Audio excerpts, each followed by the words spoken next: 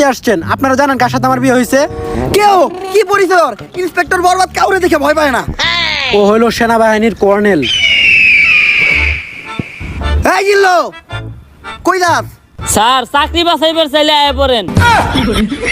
বাল ফিরু, তোরে আমি কইলাম যে নারী হইলো মায়ের দাঁত, নারী কখনো খুনের সাথে জড়িতই থাকতে পারে না। তারপরেও তুই আমার হের কাছে জিজ্ঞাসাবাদের লেগে নিয়ে আইছস। আসসালামু আলাইকুম ভাবি, ভাইরে আমার সালাম দিয়েন। আর এই জায়গায় যা ঘটছে ওগুলা কিছু জানেন না, নয়তো আমার চাকরিটা থাকবো না। স্যার ওর নাম নিতু, বাইঙ্গা তো দিল আপনার প্রেমের সেতু। নারী কত সুন্দর ছলনা করে রে, ছলনার জন্য নারী সেরা রে।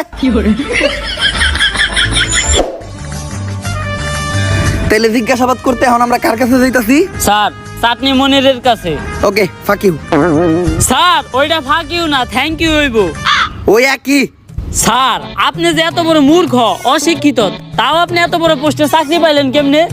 তুই দুর্বুদুর ভাবছো নাকি আমারে? 3 স্টার অফিসার, নিজের যোগ্যতায় প্রতি স্টার প্রতি 10 লাখ টাকা করে ঘুষ দিয়ে তারপরে এই চাকরি নিছি।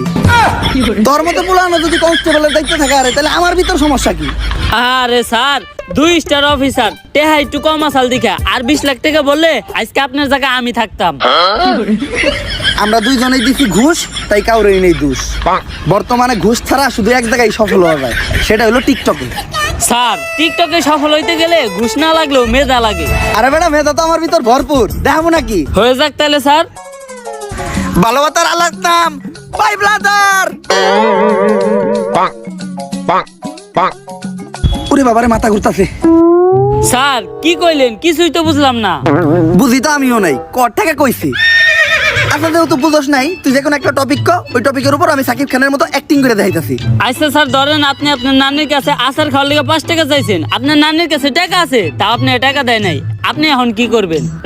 তখন আমি আমার 2 চোহে ছ্যাপ দিমু আর এই টিকটকটা বানামু। আহা নানি, নানি কত সুন্দর অভিনয় করে রে, অভিনয়ের জন্য আমার নানি সেরা রে। কি হইছে না পুরা সাকিব খানের মতো? আরে স্যার কনে সাত আর কনে পাত। তোর মতো কনস্টেবল থাকার থেকে 1 কোটি টাকা ঋণ থাকা ভালো।